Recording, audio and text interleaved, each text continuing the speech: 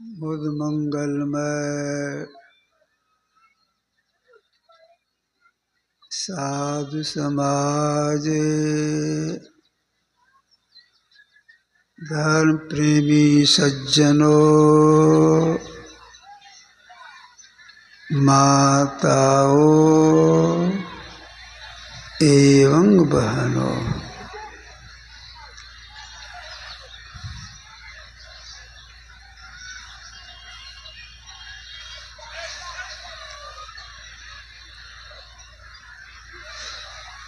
अभी हम लोग सत्संग योग द्वितीय भाग से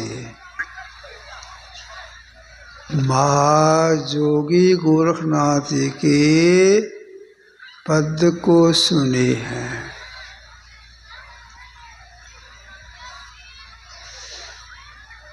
इन्होंने संसार के लोगों से क्या कहा?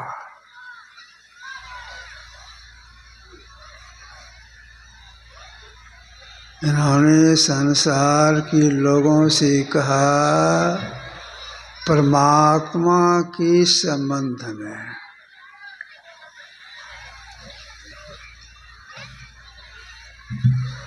बस्ती न सुन्नं सुन्नं न बस्ती,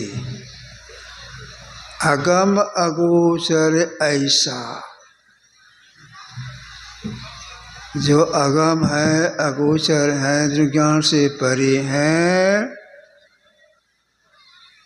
उसको न आप बस्ती कह सकते हैं न शून्य कह सकते हैं। मतलब ईश्वर को न बस्ती कह सकते हैं न शून्य कह सकते हैं। क्या है वह?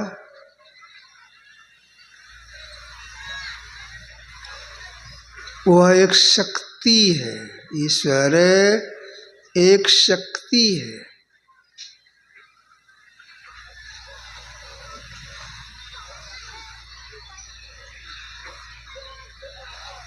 श्वेतकेतु नामक एक विद्यार्थी था। इनके पिताजी ब्रह्म ऋषि थे। अवसर पाकर के श्वेतकेतु पिताजी के पास गए, प्रणाम किए और निवेदन किए कि पिताजी आप तो ब्रह्म ऋषि हैं,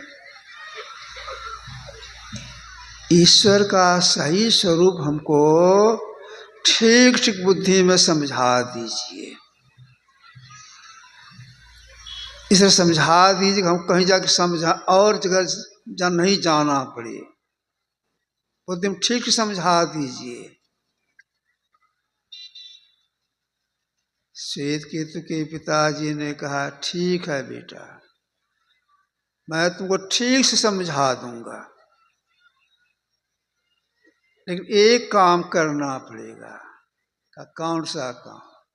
काम यही, सामने में देखते हो वट वृक्ष है, हाँ देख रहा हो, जाओ उसका एक फल तोड़ के ले आओ, हम समझा देंगे ईश्वर का सही स्वरूप क्या है। श्वेतकेतु आज्ञा पा करके वृक्ष के पास गए और एक फल तोड़ लिए, दो चार एक फल तोड़े, ले आए पिताजी के पास। पिताजी ले आया तो ठीक है, इसको तोड़ो।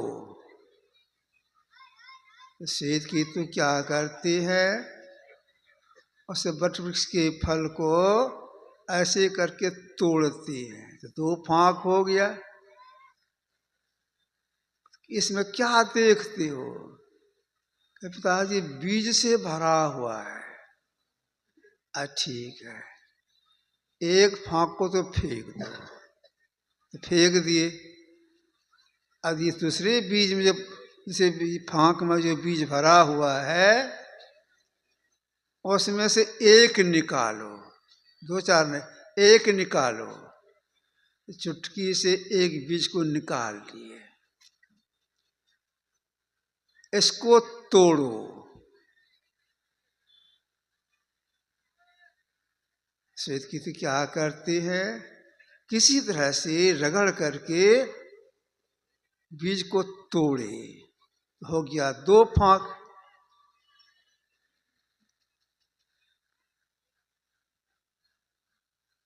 ऋषि ने पूछा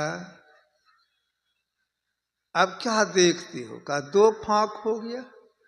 अच्छा, दो फांक हो गया। अब दोनों फांक को अलग अलग मिट्टी के नीचे गाड़ोगे, उससे वृक्ष होगा? अब नहीं होगा। दोनों फांक को अलग अलग गाड़ेंगे तो दोनों सड़ जाएगा। ऋषि ने पूछा अगर दोनों फांक सटा रहता तब? सटा रहता, मिट्टी से गाड़ते, उसे वृक्ष हो जाता। ठीक है, सटा रहता तो वृक्ष होता, अलग अलग हो गया, अब वृक्ष नहीं होगा। अब तुम ही बताओ कि दो फांक के बीच में क्या है जिसे गाछ होता? दो फांक के बीच में तो कुछ भी नहीं है। कहा तुम जिसको कुछ भी नहीं कहते हो वही सब कुछ है, यही ईश्वर का स्वरूप है। अब देख कितना बारीक ज्ञान है। इसको तुम कुछ नहीं कहते वही सब कुछ है, यही ईश्वर का सही स्वरूप है। इसी को गोरखनाथ जी महाराज कह रही हैं, बस्ती न शून्यं शून्यं न बस्ती अगम अगोचर। ऐसा ईश्वर का ऐसा स्वरूप है, न बस्ती कह सकते हैं न शून्य कह सकते हैं। जिसको न बस्ती कह सकते शून्य कह सकती हैं, वे सारी सृष्टि में, सृष्टि के कण कण में सघनता के साथ ओतप्रोत व्यापक होकर के अपना मंडल बाहर भी रखे हैं। आप समझने के ख्याल से तरह से कर सकते हैं। एक कांच का कोई बर्तन ले लें, मिट्टी पानी दोनों को घोल दें, पहले कांच के बर्तन में दे दें, छोड़ दो उसको स्थिर होने के लिए। आप देखेंगे, इस आंख से देखेंगे, धीरे धीरे मिट्टी बर्तन के पेंदे में बैठ गई है।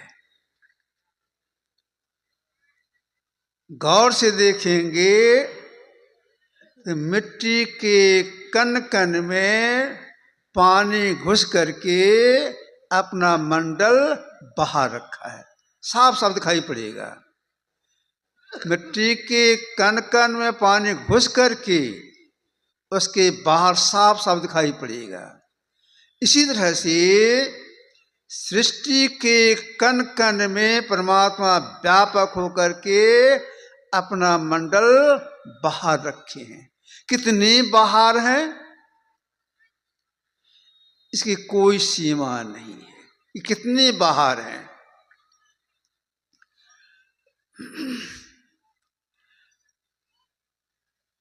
अब इसी बात को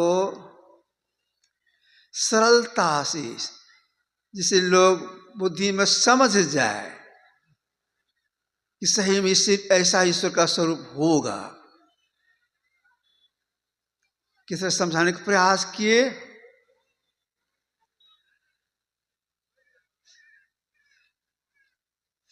ब्रह्मे वेदमृतं पश्चात् ब्रह्म पश्चात् ब्रह्म दक्षिणश्चोत्तरेण अधश्चोर्ध्वं प्रसिद्धं ब्रह्मे वेदं विश्वमिदं वरिष्ठम। इसको बस्ती ने का सुनने कह सकते, उसके लिए कहा जा रहा है वह ब्रह्म आगे है, पीछे है, बाईं ओर है, दाईं ओर है, भीतर है, बाहर है, मतलब सर्वत्र है, कहीं भी खाली नहीं है। तो जिनसे कहीं खाली नहीं है, अब उसी को सरल भाषा में समझाने के ख्याल से महापुरुषों ने ऐसा कहा। क्या कहा? अचिंत में व्यक्त मनंत रूपम शिवम प्रस्मृतम ब्रह्मयोनिम तमादि मध्यांत विहीन मेकम विभुं चिदानंद में रूप मद्भुतम। वह ब्रह्म अचिंत्य रूप है, अनंत रूप है, कल्याण स्वरूप है, अमृत है, माया का भी कारण है, आदि मध्य और अंत से हीन है, विभु है। इसके बाद कहा अद्भुत है। जिसको गोरखनाथ जी महाराज का बस्ती में सुनिंग बस्ती, इसी को ऋषि कहते हैं, अद्भुत है। अद्भुत क्यों कहा? हम लोग के शरीर के भीतर में 4 अंतःकरण, मन, बुद्धि, चित्त, अहंकार, इस 4 भीतर की इंद्रियां हैं। चारों का काम अलग अलग है। मन का काम है संकल्प विकल्प करना, बुद्धि काम है निर्णय कर लेना, चित्त का काम है स्पंदन करना, हिलडोल करना, अहंकार काम है मैंपन का बोध करना। 4 इंद्रियों का 4 काम। असल में ये चारों जो हैं, मन बुद्धि चित्त अहंकार, सूक्ष्म जड़ है। जब यह जड़ है तो मन अपना संकल्प विकल्प क्यों कैसे करता है? जड़ है तो बुद्धि निर्णय कैसे लेती है? जड़ है चित्त स्पंदन कैसे करता है? जड़ है तो अहंकार मैंपन का बोध कैसे करता है? किसी की शक्ति से। किसकी शक्ति से 4 इंद्रियां काम करती है?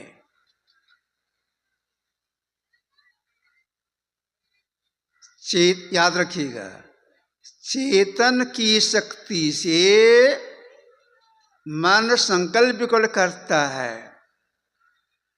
चेतन की शक्ति से बुद्धि निर्णय लेती है, चेतन की शक्ति से चित्त स्पंदन करता है, चेतन की शक्ति से अहंकार मैंपन का बोध करता है। जिस शक्ति से 4 काम करती है, उस शक्ति में भी परमात्मा व्यापक होकर के अपना मंडल बाहर रखे हैं। इसीलिए उनके लिए कहा अद्भुत है। अब कितना बारीक है परमात्मा। स्वरूप खंडित व्यापी चैतन्य चैतन, चेतन को चेतना प्रदान करने वाली परमात्मा है। उस चेतन में परमात्मा व्यापक होकर अपना मतलब बाहर रखे हैं, इसीलिए उनको अद्भुत कहा।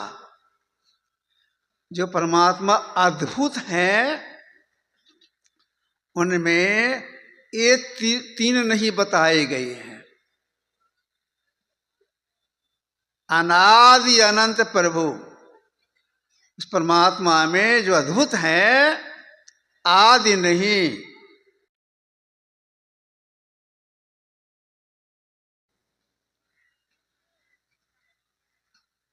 ये 3 माया में होती हैं।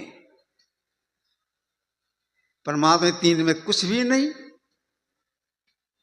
इसलिए गुरुदेव का कहना है अनादि अनंत प्रभु, उसमें न आदि है, न मध्य है, न अंत है। तीन से वे परे हैं। जो तीन से परे हैं उनको वर्णन कैसे किया जाएगा? इसलिए गुरुदेव ने कहा अपनी वाणी में, प्रभु वर्णन में आवे नहीं। अकथ कहने में आता है, प्रभु वर्णन में आवे नहीं, अकथ है, लेकिन आहा सब माही, मैथिली भाषा है, वे सब जगह हैं, जो कहीं खाली नहीं है। तो जो सब जगह हैं, इसको बुद्धि में अटाने ख्याल से पूर्व ऋषि ने कहा, एको देव है सर्वभूतेषु गुण है सर्वव्यापी सर्वभूतांतरात्मा कर्मा सर्वभूतादिवास है साक्षी चेता केवल निरश्च। एक ही चेतन देव संपूर्ण भूतों में छिपा हुआ है। संपूर्ण भूतों से मतलब यह है पंचभूतात्मा, मिट्टी, पानी, अग्नि, हवा, आकाश। एको देव सर्वभूतेषु, एक ही एक चेतनात्मा संपूर्ण भूतों में छिपा हुआ है, सर्वव्यापक है, संपूर्ण भूत का अंतरात्मा है, कर्मों का अध्ययन ज्ञाता है, साक्षी है, चेतन है, द्वेष से रहित है, अनंतमय का निर्गुण है।